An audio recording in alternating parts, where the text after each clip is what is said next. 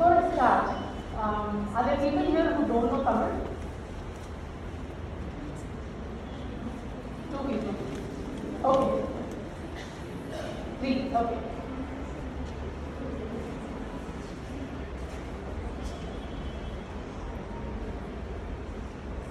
Yagavarayu Nakakar, Kavakar, Sokapar, Solilupati.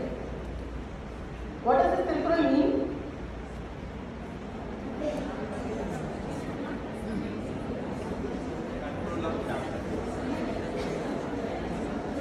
Should I play the teacher and say no group answers, one person please?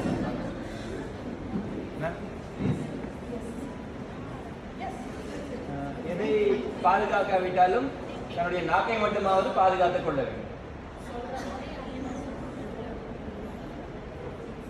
We should not trust on anybody's words. We have to do the research and find out the real truth.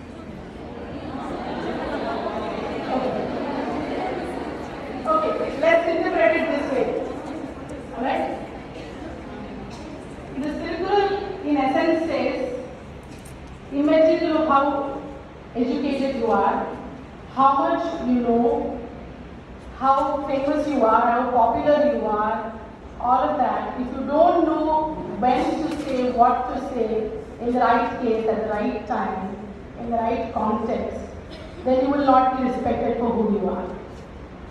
And what is interesting about this Tiruppural is Tiruppural has left a very subtle message. If you look at among all the 1307 Tirupurals, this is the one which has the maximum number of Tunaikal. What is Tunaikal? The Kal. In Hindi we call it the Akimata, that's called the Tunaikal. And Tunaikal in English loosely translates into a supporting leg. Right? And if you look at the meaning of this Tiruppural, and if you look at this context, the subtle message that it gives us is, if you don't know to do the right things in the right time, in the right place, then you will constantly need support no matter who you are. You can't be independent and successful. Vis-a-vis there is this other Tiruppural, right opposite context. He says, Karkar Kasarat Kachavai Kachapin Mirka Adar. And what does that Tiruppural mean? Once you have gained all the knowledge that you need, and you know how to use it in the right place, in the right context, is when you will be successful and respected for who you are. There is somebody who wants to. Yes, please. கற்க கசடர கற்பவை கற்றபின் நிற்க அதற்கு தக நூல்களை வந்து ஆராய்ந்து கற்க வேண்டும். அவ்வாறு கற்றபின் அந்த நூல்களை இருப்பதை போன்று நாமும் நடக்க வேண்டும். கற்றதை அப்படியே விட்டுவிடக் கூடாது.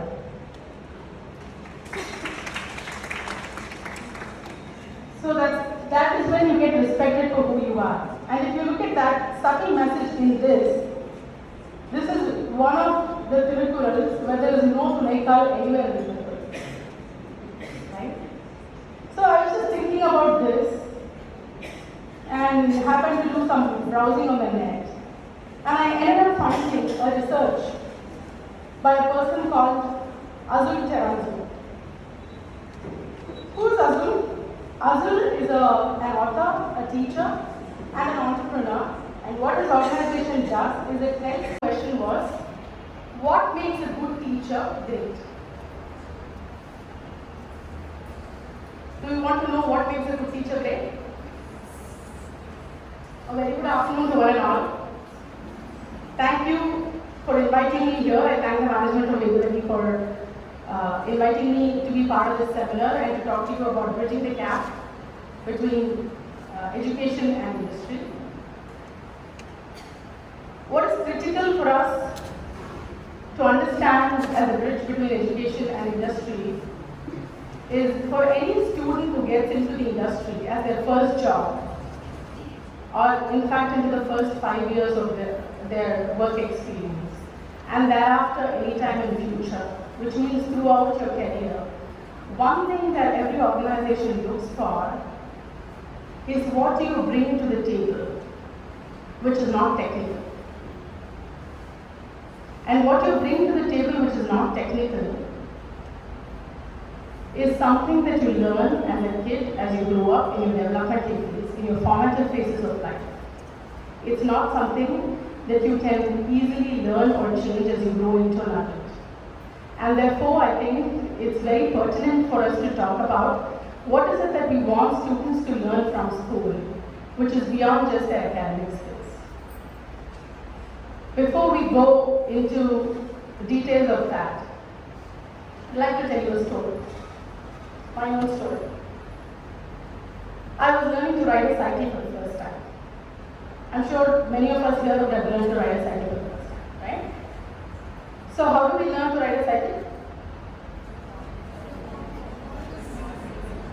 No group answers. One person, please. Falling and rising. Can you explain the process? How exactly does it happen?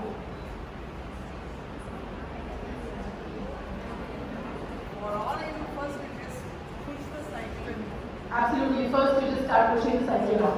then we try to half pedal it. We try to half pedal it. Then balance without the wheel support wheels. Balance without the support wheels. You should be early 90s or later 90s. Yes, 90s. Okay?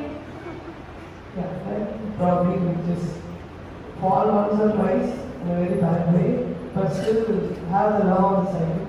Absolutely. Someone who was born in the 70s, 80s or earlier than that, how did we learn cycling?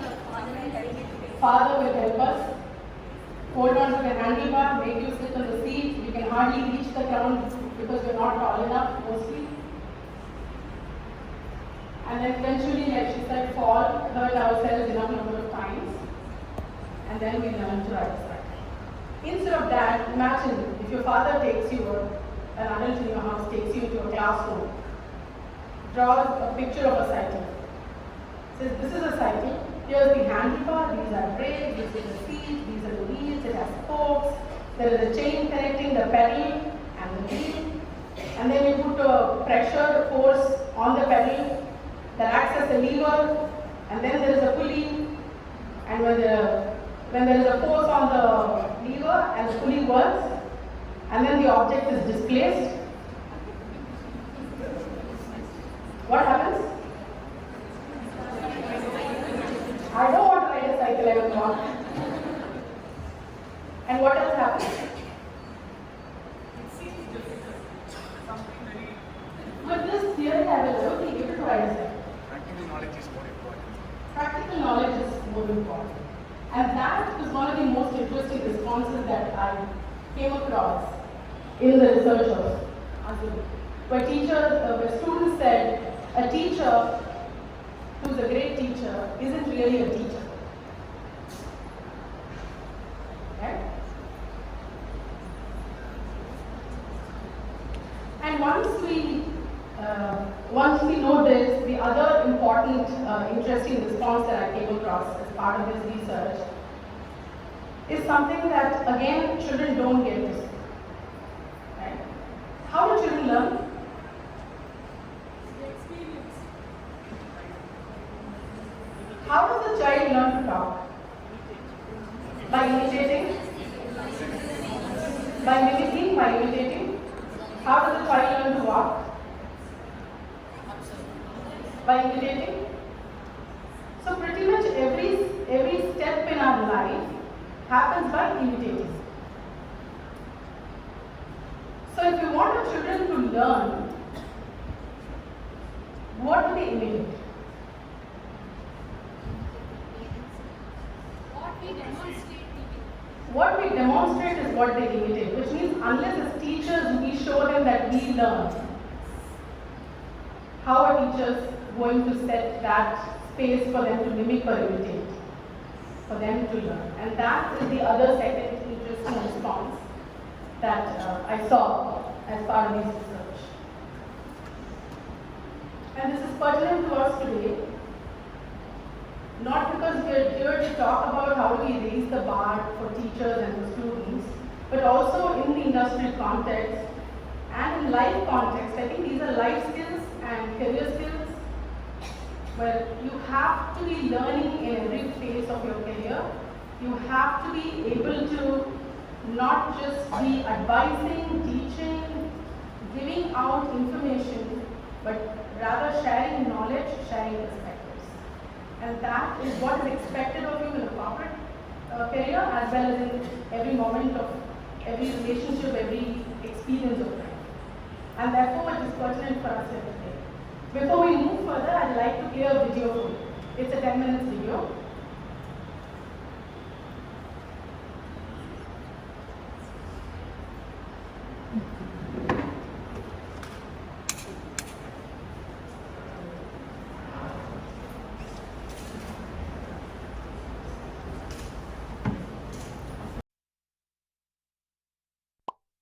Okay, wake up out there. I hope you're paying attention because this is important.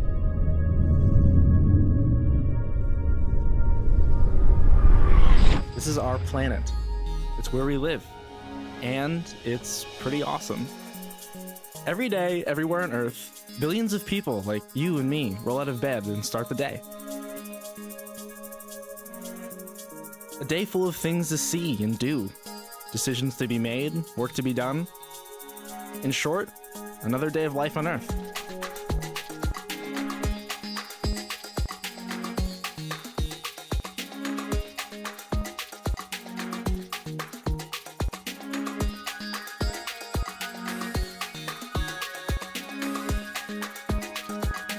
The world around us is full of information, stuffed with it, really, and with decisions to be made. The way we handle information, the way we organize it and give it meaning is called, okay, yes, I know you know this, it's called thinking. Thinking is amazing. I mean, what if we couldn't think?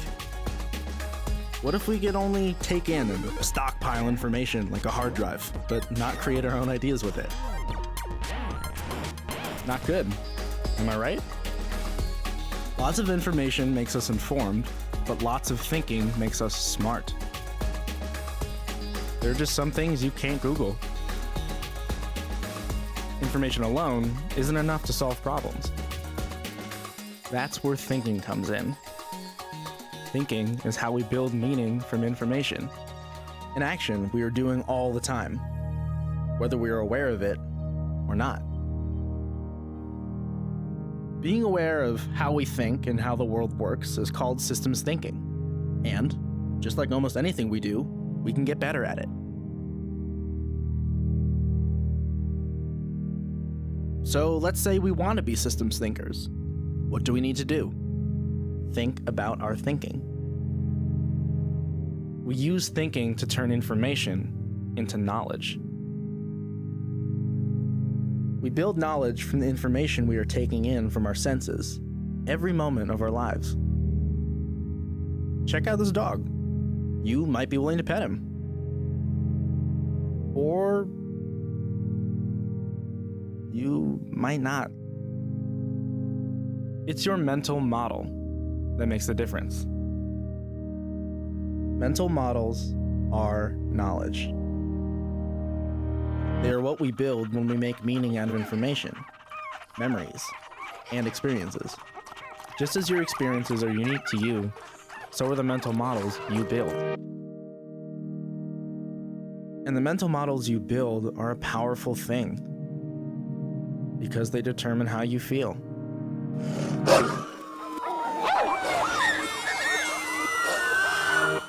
And how you act. Mental models don't depend on words or language. From the moment we are born, we are building mental models. And for babies, that's a whole lot of building because almost everything is news to them. So we are all building our own mental models all the time. But how do we do it? How are we building mental models? Since thinking makes the difference, what exactly are we doing when we are thinking? We use 4 simple patterns of systems thinking to build all of our mental models. We make distinctions between things and other things, between identity and other. We organize things into systems. Systems of parts and wholes. We identify relationships of action and reaction, or cause and effect.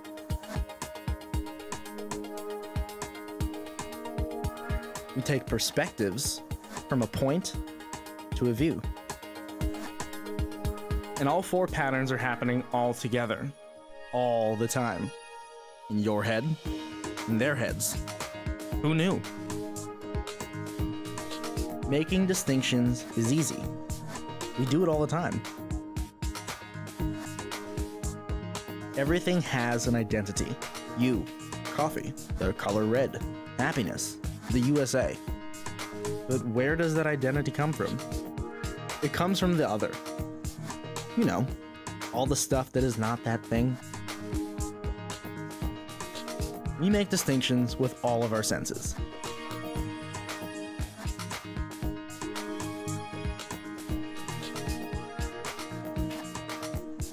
Making distinctions is seeing what an object or an idea is, and what it is not. Your distinctions are probably different from everyone else's, but that's part of what makes life interesting.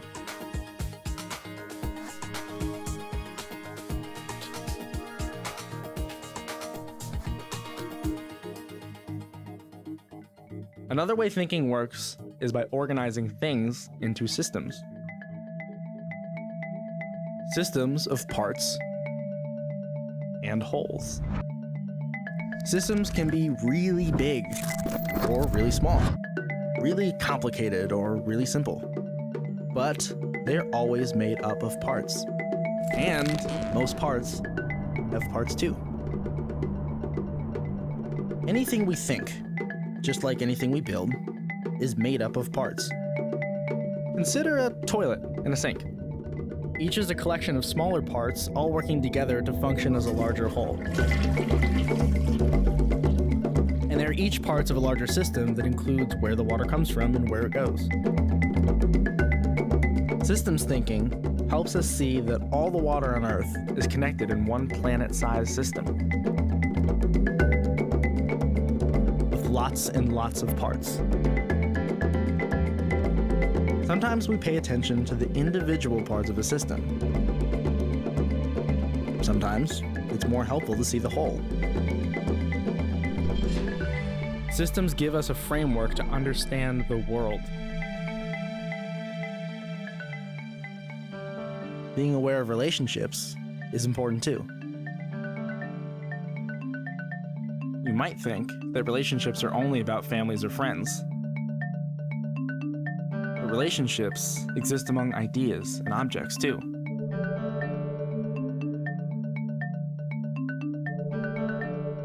A relationship is an interaction, a cause, an effect, or an action and reaction. Relationships are happening over the teeny tiny spaces between atomic particles and over the vastness of the universe. Understanding relationships and interconnections can be important in lots of ways. Sometimes seeing a new relationship or seeing an old relationship in a new way can spark a new idea.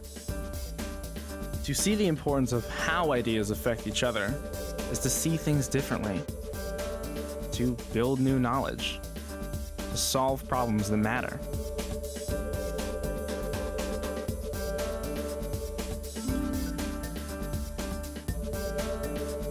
Relationships exist everywhere, between atoms, galaxies, fellow scientists, or two people in the same family.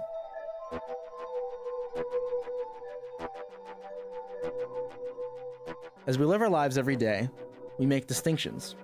We organize things into systems. We relate things, and this is the fourth pattern of thinking. We take different perspectives on the world around us. We navigate city streets using the perspective of space, angles, and speed to predict hazards and holdups. Every perspective has a point and a view. we can look at things from the perspective of other people, other nations, other ideas. Sometimes it helps us understand things to see them from a particular point of view.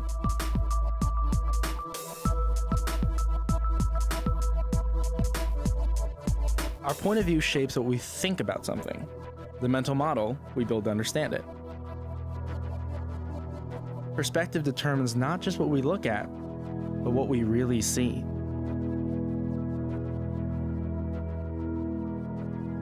Perspective is at the root of so many things that matter in human society. Empathy, compassion, connectedness. Perspective determines the way we relate to one another and the world around us. Like, what's your perspective on parties, on art, on systems thinking?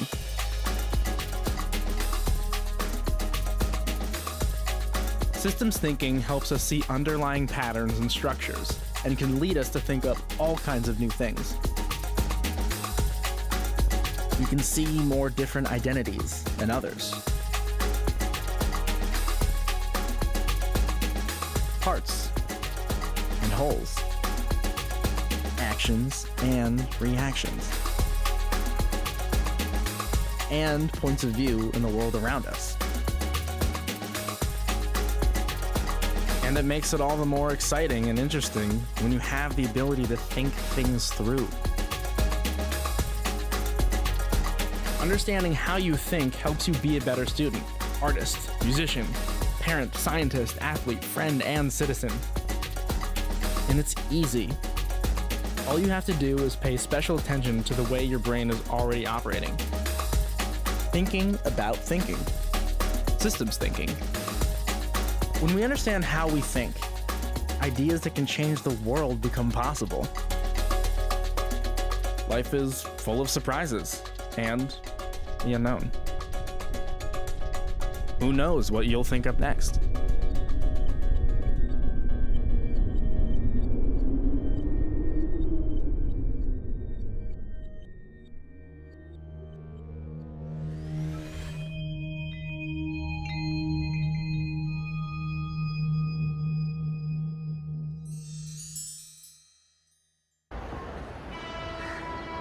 And how much of thinking do students do?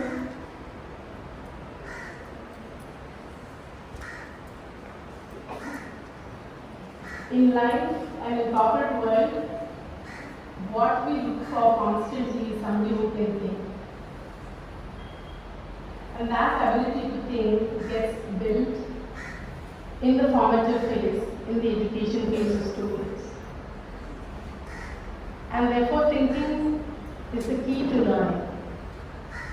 We had Aruna talk about reading books, and I think that's one of the key skills as part of learning. Why is it a key skill as part of learning? Reading books? Sorry? Imagination? Sorry? Creativity? Language development? We fix ourselves in the story or whatever. We can fit ourselves in the story and see how we can relate to it. Get new ideas, new thinking, gather knowledge, gain some experience. Reading is critical because not everything can be experienced by everyone. And therefore books bring in experiences of other people for us to learn from. They provide perspectives of others to us.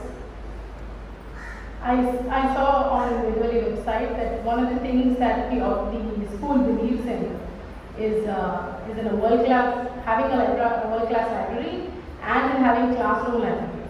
How many of us teachers make use of the classroom libraries or get our students to make use of classroom libraries? Okay, quite some time. And do we make use of those libraries? Yes, we do. Oh, that's great. Because unless we allow children to see that we are in our own learning process, like the research response said, we're not going to be able to influence them to get into the process of learning. And therefore, one of the other things that happens when we are constantly learning is we're building perspectives. And how does building perspectives work? If we look at, for instance, let's say, Indian independence movement, right?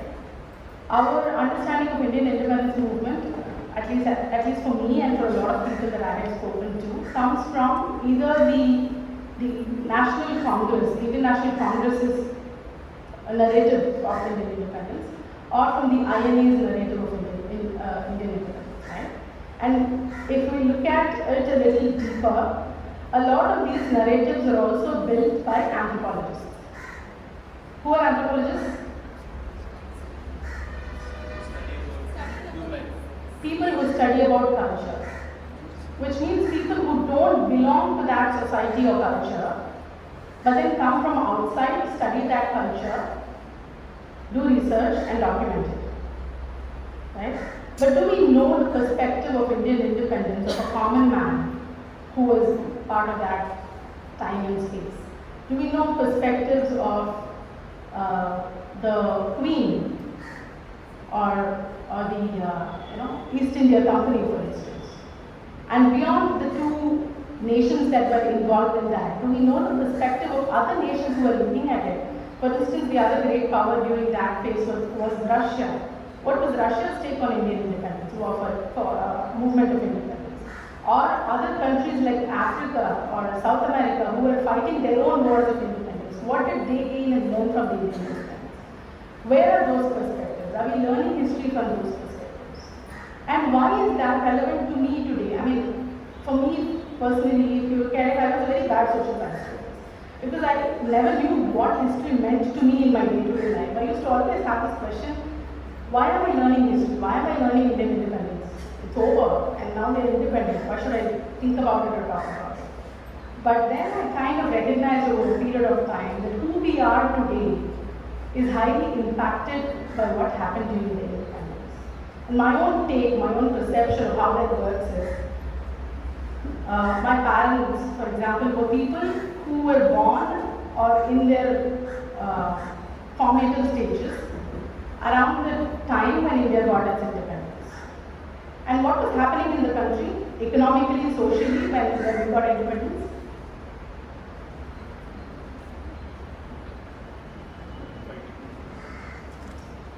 So how was the economic status of the country? Sorry? Not so good, we were in poverty. How was population in the country? We were overpopulated. How was the social structure in the country? Diversified, divided, broken down, confused. And we look at a lot of people who are currently in their, at least a large majority of people who are currently in their 70s, 60s, 70s. They are people who come from a state of constant need for security, right? They're dependent on their children, they're dependent on their parents, they're dependent on their spouses. Where does it come from? Because we grew up in a system of confusion. And that's what I learned, that there is confusion all around, that I need to protect myself and I need to be on constant vigil and watch out. And therefore history to me is relevant to who I am today, because every interaction of mine with my parents and with anybody who is in that age group is defined from understanding that yes, they come from that space, and therefore that's the perspective they bring into their lives and bring over to us when they're having conversations and relationships with us. And that's how history is relevant to me in my life. And it took me a good 20 years to understand how history is relevant to my life. And I very strongly believe that if children are able to understand this kind of correlation of how everything that they study as an academic content actually relates to what they do in life, is when they will be able to stay connected to what they are studying and not just look at it as a study for academic credential, but actually a process of learning for life itself. And that is when we are able to actually build systems, which is what the video was all about.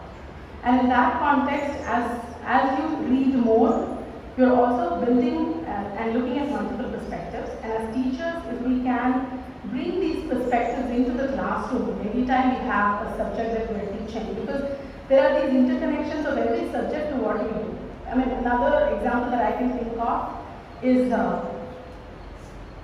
something that I never understood was biology. But then when you start growing older and you start having health issues, somebody says your lung is not functioning or your father's lung is not functioning, and I suddenly realized that I don't even know where the lung is. And I'm like, okay, now I need to go back to 7th standard biology or 6th standard biology to really know where the lung is. And what is it that the lung performs as a function? And how is it connected to the other systems? And how is it actually going to affect my father's health and therefore for people around me? Like how we teach children eyes, nose, ears, right when they're just in the phase of learning even before they come to school. It would be nice for children to really know what is within your body in a way that you can connect to yourself rather than studying for an examination. So those are the kind of connections that we can create in the classroom as part of learning and build those perspectives. That's really when we help the children learn beyond just studying for academics and exams. And that way we're not really deviating from syllabus, we're not going to go off track, we're not going to lose track of our schedules or examinations, and we can be assured that the children are learning, not just studying. And when this is happening, it's also critical for us to create platforms for children to go back to learn, come back and talk to us about it. One thing that we keep saying is there's so much information on the internet, children go read the internet, they develop so many, they get so many inputs, so much information, they bring it back to classroom, we don't have time to talk about it. Or many times we don't even have that information that the children have because we don't have the time to go and read. We have our own responsibilities to deal with at home, in our professional space, in administrative side, and other social contexts, and so many other things. So how do we deal with all this information that the children hold that we don't? And my thought on that was if we can help children bring that information into the classroom, because information is just available all over the place and we don't have to be the information provider to them, which we have been for many years. But take a different perspective and say, for instance, if we look up on Google for, let's say, cold, common cold, go into Wikipedia, what does it say? Has anybody tried doing that, googling up a common cold on Wikipedia or fever on Wikipedia? Yes, cured by itself in 7 days. By a doctor within a week. Well, that's something we say, but that's not what Wikipedia says. So Wikipedia starts talking from an itching and irritation in the nose, and then it talks about respiratory disorders, it talks about bronchitis, asthma, pneumonia, talks about lung puncture, it talks about cancer and death. And children have access to this. And for us as teachers, what is critical is not that we provide them with information, but for them to bring that information and for us to create a perspective on how to make use of this information. Okay? And when we're doing that, we're building a space where there are multiple perspectives, things that children can bring in, they can learn, they can unlearn, they can relearn, and there's a process of continuous learning. Just going back to what Ms. Aruna said and what Ms. Bhuma said when she was talking as well was, we have to learn continuously forever. And that continuous learning forever and that growth mindset that Aruna was talking about only happens when we are able to constantly look for perspectives beyond what we already know. One of the things that happens as teachers in our educational context and social context are hired for the content and subject knowledge that they bring in, right? That's what we are hired for. And therefore we believe and feel that we are experts in what we know and our growth mindset is already set in. And therefore we are not exploring, and when we are not exploring and we are not learning, then we are not giving that space for children to imitate the process of learning. And if the fixed mindset is set in right there, then there's no question of them learning beyond. And when they get into a corporate space, what organizations look for from them is for them to be able to constantly learn, because the industry is so dynamic. If we look at, for instance, the technology industry, from landline phones to the smartphones we have today, the industry has grown in a span of 10 to 15 years. And if people working in the industry have to build something that rapidly over a period of 15 years, learning is the key. And that learning and growth mindset only gets built when it's built right from the beginning. One small trivia here is one thing that, this is a research finding, that 97% of innovative ideas, this was international research, 97% of innovative ideas come from India, okay, which is great news. But how many of those 97% of ideas get implemented? Guess, figure, guess, wild guess. 50%? Less than 30? Not at all. Not at all, is a little harsh. Okay, 10%? 5%. 5%? The research says less than 1%, which is almost not at all. I think we are all positive and we want to implement ideas. We have ideas, but we don't know how to implement ideas because we are not in the process of building perspective and learning. And we are not in the systems thinking space. Can you move to the next one? So as we talk about this, one of the critical set of things that I wanted to bring to your attention is for a space of perspective building and for a space of knowledge sharing. What is critical? Communication. To be able to talk to each other. Which means for children to be able to talk to each other, to be able to talk to the teacher, what is important is for the teachers to be willing to listen to them. And when they are listened to is when they will become good listeners. I'm sure all of us as students in our class who are daydreaming, looking out of the window, I was one of them for quite a bit of my academic space. And I figured out that because I was not listened to enough by my teacher, I was not willing to listen to my teacher. And over time I realized that unless I listen, I am not going to benefit. So that kind of helped me to go back and start listening. But not everyone realizes that. And therefore it's critical for us to build that space of listening. And when does listening happen? Something attracts you. When something attracts you? When there is active questioning, listening happens.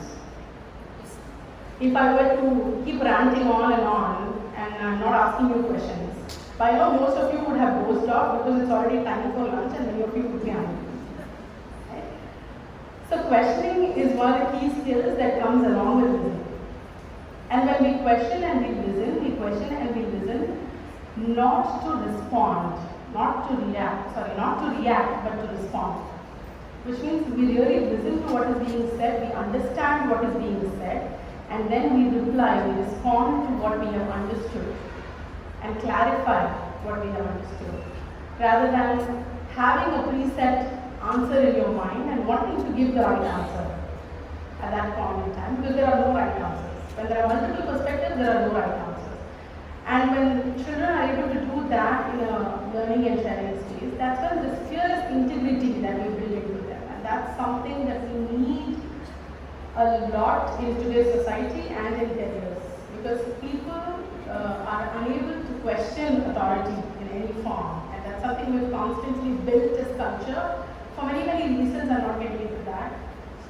But as children, we can't question parents, we can't question teachers, because the moment we question, don't question elders. Right? And the moment we keep doing that, they are not questioning, which means they are shut down to listening. And they're not going to have integrity. What is integrity? Sorry?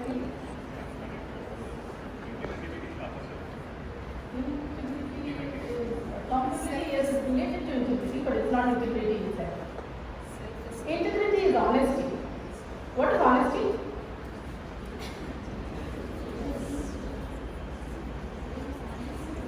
I couldn't get anyone to answer.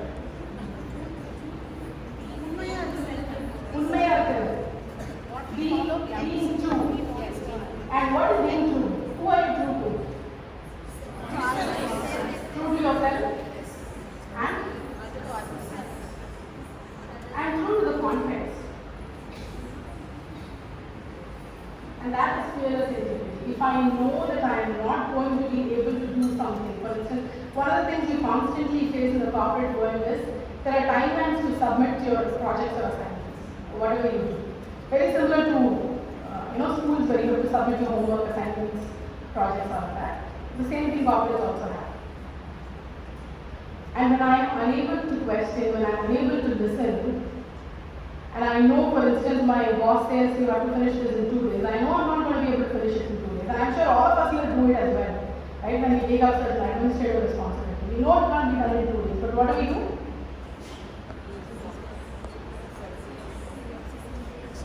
We accept it, we still accept it, we roll our eyes behind the back of the person, and we don't do it and we don't care. And if as adults that's how we are, and that is what children are seeing us do, what are we getting them to imitate?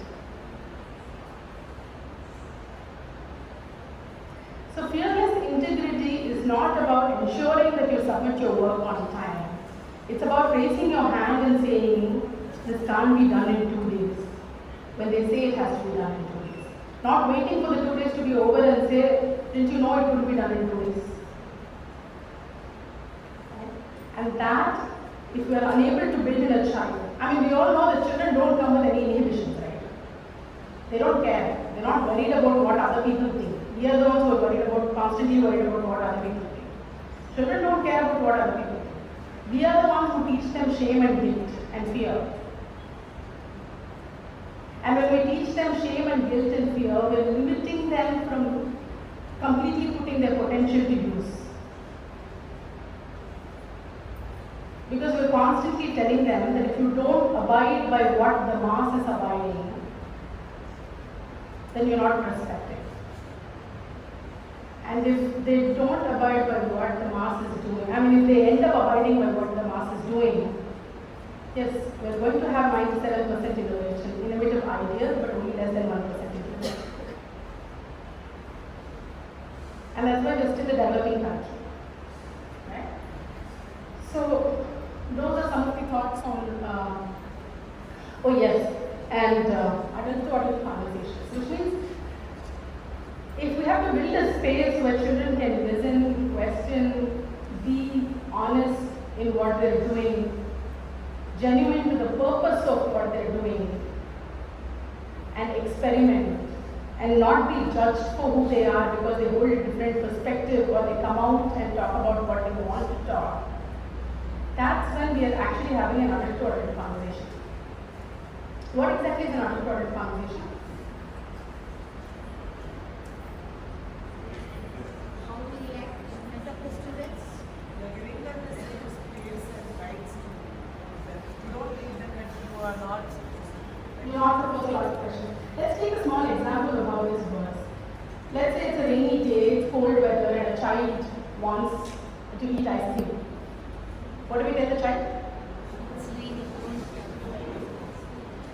It's raining, you will catch a cold, so no ice cream. What does the child do?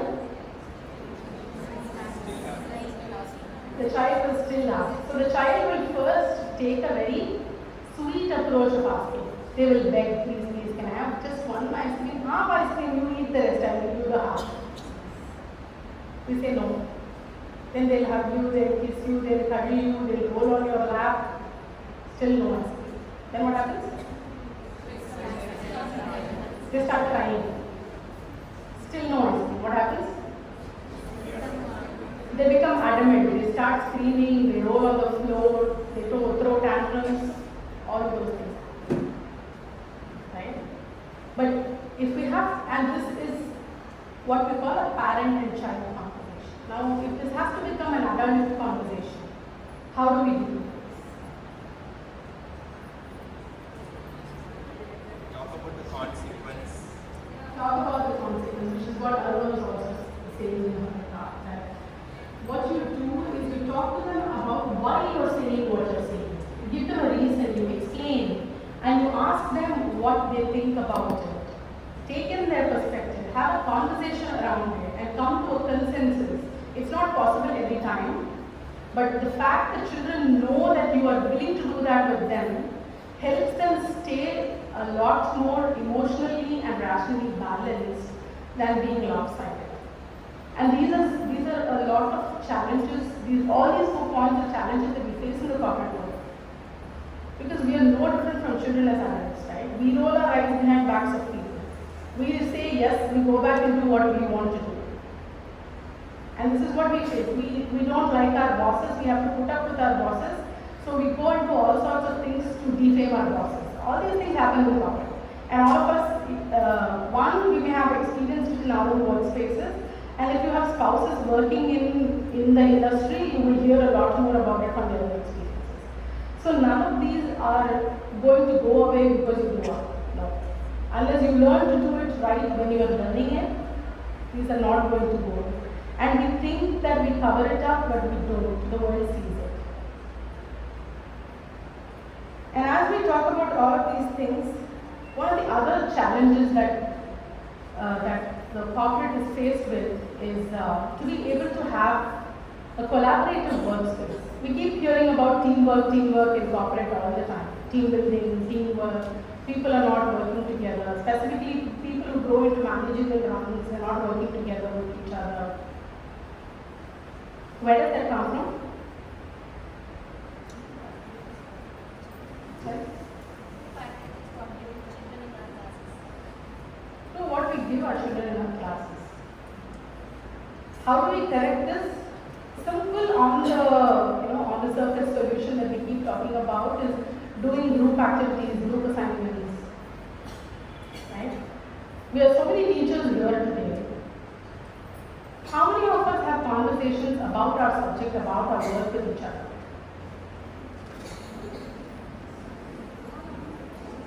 Okay, that's quite some hands going up. But in the academic space, specifically given our academic system, where there is a ranking system and where you're expected to constantly outdo the other and win, which means the other has to lose for you to win. You are used to a setup of win-lose. So if you have to win, somebody else has to lose. And if somebody else has to win, you have to lose. And being used to that culture, which is a challenge for us to break because we're not going to be able to change the system, but we have to find a way of working through this, constantly puts that at a vulnerable space. We're used to being vulnerable. So in a workspace, when I get into working with, let's say, 5 other people in a team, I don't want to share my knowledge. Because in school, I mean, one of the difficult things that even I experienced as a student, I'm sure all of you would have personally and in your classes experienced is, if we look at the first 5 rankers, they will be a gang. Right? 5, 7, 10, whatever, depends on the class, or 3. But they'll be a gang. And they won't share the way they prepare for exam, they won't share their notes, they won't share their notebooks, they won't share their books with anybody else. Why? Because others will also succeed. And that culture doesn't go away when we get to corporate. How many of us share our classroom notes with each other? Just wow, that's quite a lot. Quite a lot. Yeah. So if we are able to build that kind of a culture among students for them to be able to work together, because one of the things that I think Aruna was talking about was high school teachers talking about, or I'm not sure if Vidya was talking about it, that your basics are not strong, your fundamentals are not strong, so it's difficult for the high school students to grasp what is being taught. If we are working together as teachers, all maths teachers across all classes working together and saying this fundamental is what a lot of students are struggling with when they come to class 12, and can we in primary school focus on this fundamental and do it differently. And from working with high school students, I have an idea of how this can be done differently. Then that's when we are collaborating and working together to really enrich students. Otherwise, we're just sharing the information, we're not building perspectives. And if we are just sharing information and not building perspectives, we're not helping the students in any way. Right? So those are some thoughts on moving from a competing to a collaborating mindset. And that's something we really need to help students to build, that yes, that you have to get your rank, you have to score good marks. But really in the corporate world, anything which is a 50 plus is good enough. In fact, in interview panels in organizations, we have had organizations where organizations prefer to hire students with, in the mark range between 50 and 70, because they are a lot more moldable than students who are 70 plus. A lot of organizations don't want to hire anybody who is 90 plus. And here we are in our education space, pushing them towards a 99, 100 constantly, which after their college admission is not going to add any value to their life. If you can focus on getting them to a 50 plus, but consistently grow and improve their scores, which means this time if I'm 50 in my class 10, can I focus on a 55 or 60 in class 12? Good enough. Corporates want to see you growing. They don't want to see you constantly on the top. Not only corporates, premier institutes in India, their qualifying mark is only 60, absolutely. All premier institutes in the country qualifying marks is only 60. And so, which means we don't have to compete constantly in a war that does not exist. We're creating a war. And why are we creating this war that does not exist? There is a benchmarking outside where it is expected the percentile What is that benchmark? that is ability, the maximum ability in a same domain.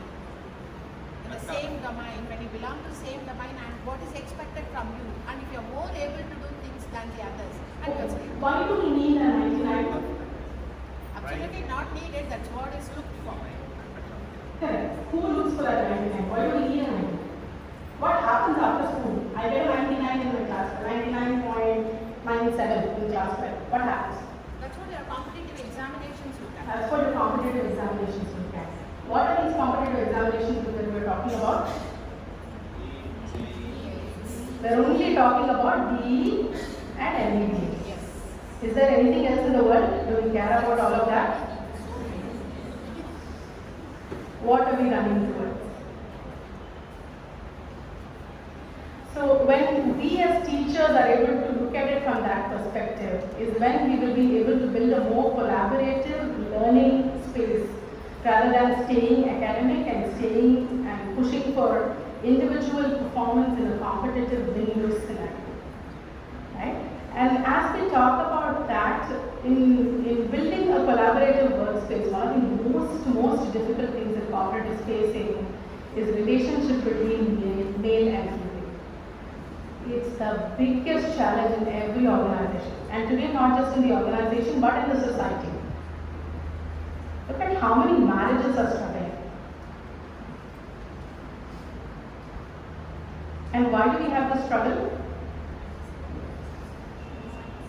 Because we're all brought up in a social culture which says, in your adolescent phase, in the formation, in the age when you're supposed to explore and grow naturally, you're constantly taught to stay away from the other gender, from the other sex. What's the difference between sex and gender?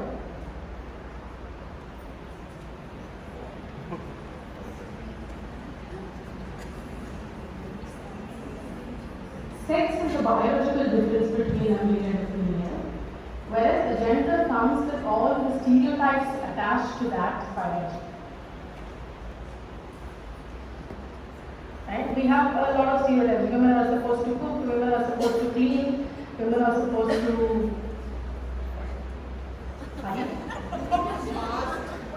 I wish, but no. Unfortunately, that's not what the social stereotype talks about, right? Women are supposed to be soft, they're supposed to be adjusting, they're supposed to be sweet, they cannot raise their voice. All of these things are stereotypes around being a female. And that, all of that put together is called gender. Well, we're wishful of a lot of things. The gender stereotyping is a completely different thing that we're not talking about right now. But for us to be able to understand where these stereotypes come from and what it means to each of us as individuals, we're not building perspectives. And we're leaving out 50% of our society by saying we should not talk to boys and we should not talk to girls. You're completely cutting them off from the perspective of 50% of the society. And you expect them to build perspectives. And the society is struggling with it today because we don't know what is the difference between adjusting, adapting, submitting, conflicting in the basic institution of our society today, which is marriage. We don't know what is adaptation, what is adjustment, what is just completely submitting to that relationship or conflicting for nothing. And the same thing happens in workplaces. Men and women don't work together. They're constantly at tug of war. I'm sure all of our experiences in our own workspaces as well. So our ability to build that male-female connect in a meaningful, perspective-developing way and saying yes, they are different in certain ways, but they are not aliens. And in the society we coexist. There are certain things you are asked to not do because you are not ready for it until you finish developing perspectives. And that is a perspective that we need to have and teach for them to coexist. And as we're talking about that, the core of all of this is communication.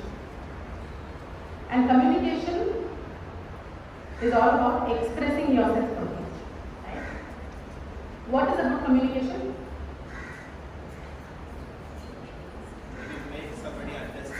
When you make somebody understand what you're saying. So language is not a barrier as long as the other person can understand what you're saying from the same perspective, though they may hold a different perspective. And then that comes along with all the other things that we've spoken before, like listening, like questioning, like not being judgmental, taking in perspectives, having conversations around it, building new perspectives together, all that. And that expression only happens when you're not cut off from perspectives. And when we say expression is a combination of a lot of things. We would have all come across classical dance forms. Bharatanatyam, Manipuri, Kathak, Odia, right? What all goes into in dance as an expression? Facial expressions. The fingers, the mudras, actions, body postures,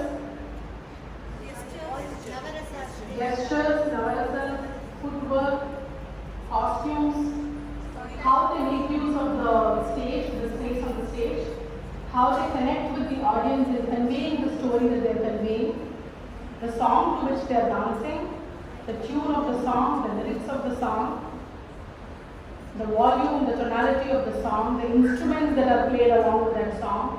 All of this together is what conveys completely what that song and dance is all about. And that is what we mean by expression. Expression is not just saying things in words. Expression is completely putting yourself out there for the other person to understand in mind, soul and body is when your expression is complete. And for us to be able to communicate like that, to express like that, we have to be able to gain knowledge and develop perspectives and be continuously learning. And all of these are limitations that we constantly come across in topics. Because there are gender stereotypes that play into it as well. Right? So there's so many things that play into who we are and how we interact and what limits us. Because we're constantly worried about what the other person thinks of who we are. And if that's what we are as adults, and we're working with children who are not that, who don't care about what the other thinks, the learning should be the other way around. We shouldn't be teaching them to be worried about what other people think.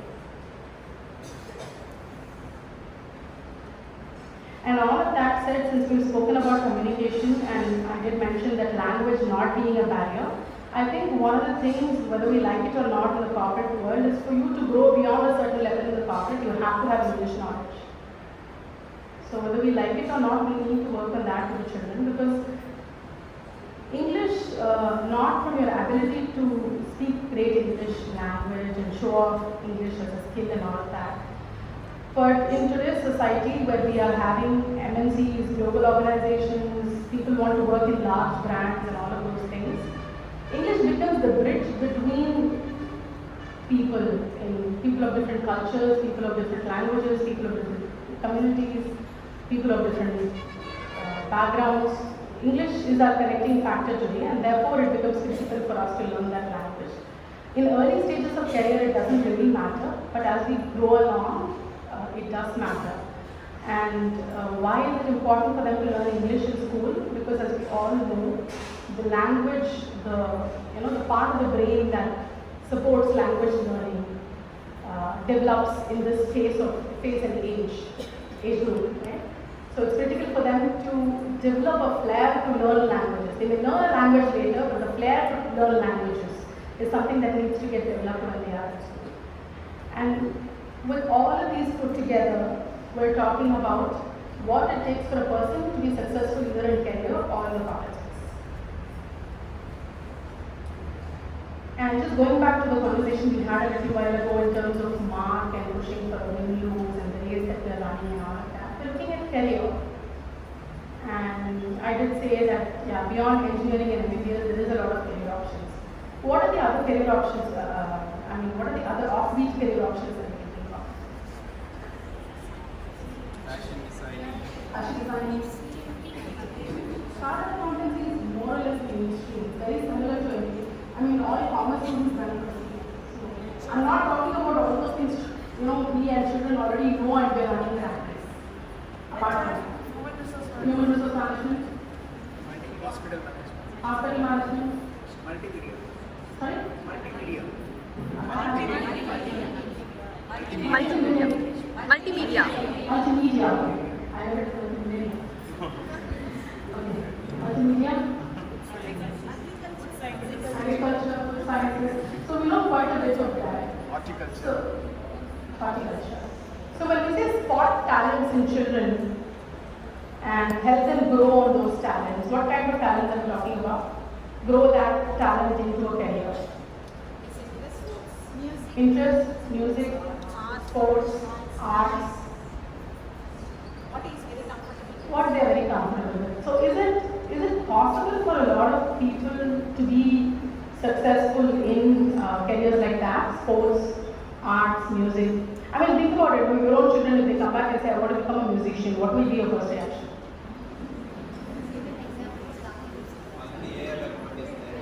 There are A.R. Rahman and Zakir Hussain who are 1 in a million, but what happens to the rest?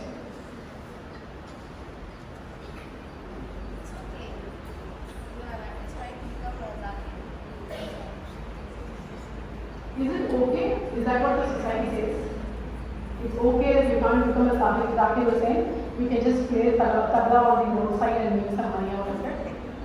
There are people who do it. I'm not meaning what you're saying, but sorry? State of mind, we have come to that state of mind. Have we come to that state of mind of saying it's okay? I think we are still trying. We're still trying. So we don't have to push them towards those things that we know they can't make money out of. And spotting talent towards career, and career is a package. Career is something I'm passionate about, something I enjoy doing, something I can make money out of, something that I'm willing to constantly invest on learning all my life, and something which I will for sure grow in my own standards. Right? All of that put together is a career. And if we have to spot talents and engage children to work with that as a career, there are very many careers that children can work with beyond all of those typical careers that people can choose. And as teachers, I think it's our responsibility to help spot that, at least from class 8, 9 onwards, where children can start identifying what there are children who right in their primary school know what they want to do and they know how to get there. But those are very, very few, maybe a handful of students. Most of them need guidance. Like for instance, I was very unsure of what I wanted to I was a commerce student in class 11 and 12, and then when I got into graduation, because I had math, I got into, I was not comfortable with science or social science. So I didn't know what to choose. Commerce was an option with neither science nor social science. So I made that choice. That was the only reason why I chose finance group in class 11 and 12. Because I didn't have anything beyond that. And after commerce with math, that was the time when the whole IT industry was in boom. So I decided, okay, I'm going to be a great IT person. But because I did not have a science background, I couldn't get into engineering. So I did a BCA in computer applications. And then as I was doing my BCA, I realized that I don't want to sit in front of the computer all my life. And I recognized that my passion was connecting with people. And I wanted to do psychology. But with commerce and with computer applications, I'm not going to be able to do psychology. I don't have an undergraduation, I don't have the requisites for a graduation in psychology. So then I started looking out for what is closest to psychology. I said, okay, HR. Then I did masters in HR. And after I had my masters in HR, that qualified me to do a masters in psychology. Then I went back and did masters in psychology. So it took me that many years to figure out where I wanted to be. But had I known that my core, my passion is in connecting with people, I would have identified what are those careers in which I can connect to people. I could have gone into sales, I could have gone into HR, I could have gone into psychology, I could have gone into what other things do we have? So a whole lot of things in which the core of the job is connecting with other people. But for me to be able to figure that out as the core of who I am and to get to that, it took me so many years. And that's when I recognized that this core of each individual is what we call their talent.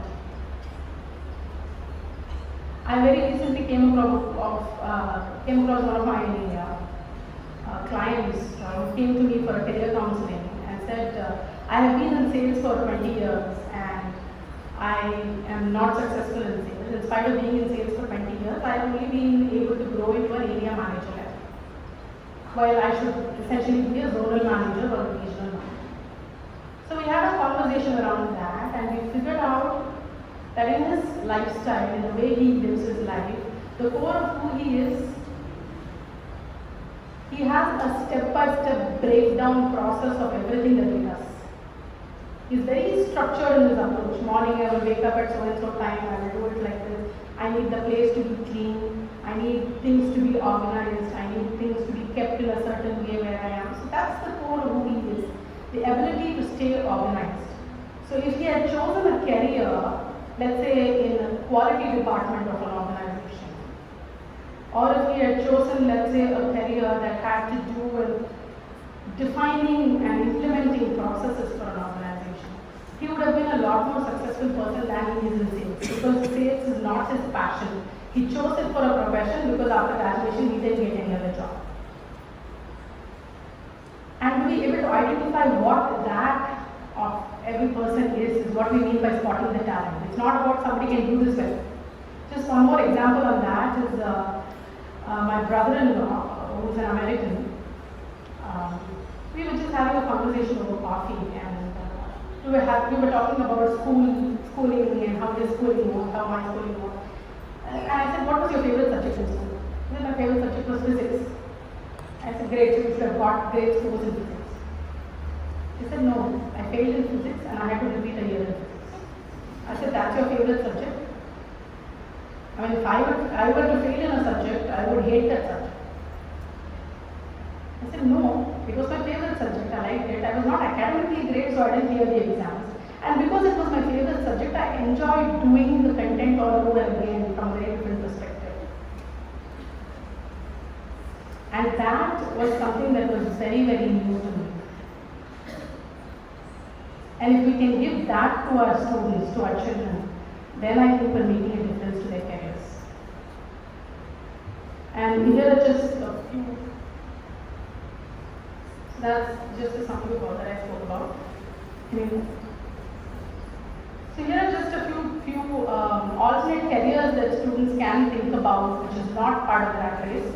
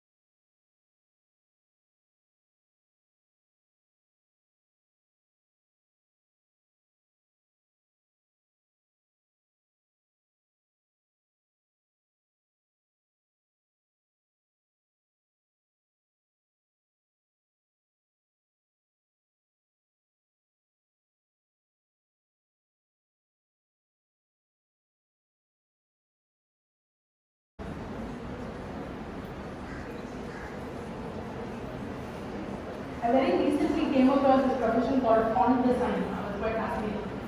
I didn't know that font design began. She was talking about Steve Jobs' passion for calligraphy and the way he designs fonts and all of that.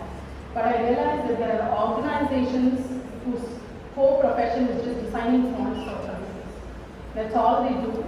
And people who work on font design make thousands of dollars. And all of these professions here, I put them up because these are professions which are very, very popular today, upcoming professions where there's a lot of scope for people to work on and very, very well-paid professions. They're not professions where you have to slog for them. So from a corporate standpoint, I think as a summary, what I would like to leave you with is corporates don't look for people with technical expertise that you can always learn along the way, and you're going to be constantly learning technical stuff because technology is changing every day in every field. But what corporates look for is a willingness to learn, constantly learn and grow as an individual, to be open, to be willing to work with others and build perspectives and stay non-judgmental. And if we're able to build that in the formative stages of students, then we're actually contributing to society in a lot more meaningful way than we are by just giving them academic credentials. And with that, any thoughts, any questions?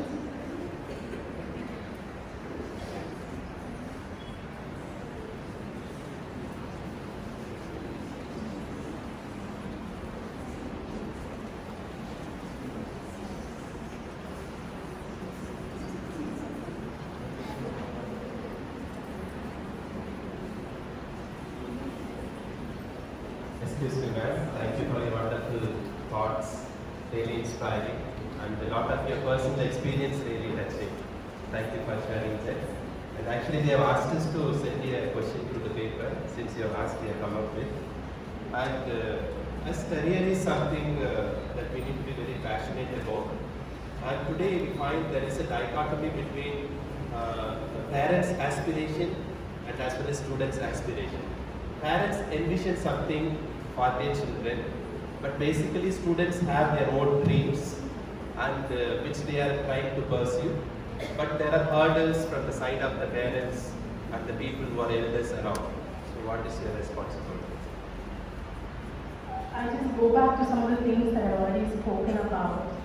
Is if children are able to build the right perspective and they know that they are good at something for a reason because they are naturally in what they do in that, and they're convinced about it, and they have the right kind of knowledge, and they are able to have an adult-to-adult collaborative conversation, and if we're able to get them to that phase, then children will definitely be able to have that kind of a conversation with their parents and tell them that this is what I want to do for a reason, and this is the reason why I want to do what I want to do. They will go back to the internet, do their research and say, this is the career I want to choose, this is the kind of scope that this career has, and I want to take this career because I know I'm good at this. And I want to make a difference in this career, either be an engineering or a medicine, where one, the possibility of me getting into the right college itself is a big question mark given the system. And even if I do, all of us have seen the 3 Idiots movie, right? We've seen that character who wants to do photography but ends up in the engineering college. None 3 Idiots. So, and eventually the father turns around and says, if photography is your passion, go do photography. So for children to be able to take that stance and convince their parents on choosing a career because they believe in that career and they see scope in that career.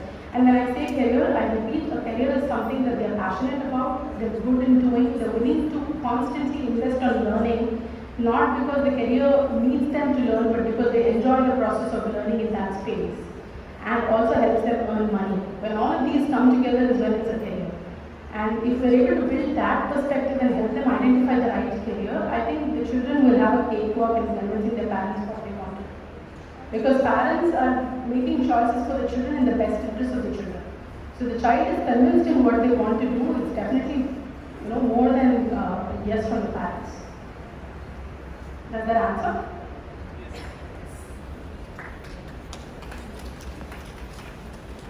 Alright, there are no other questions. Thank you for being patient. Sorry I overshot the time by 8 minutes. And have a happy lunch.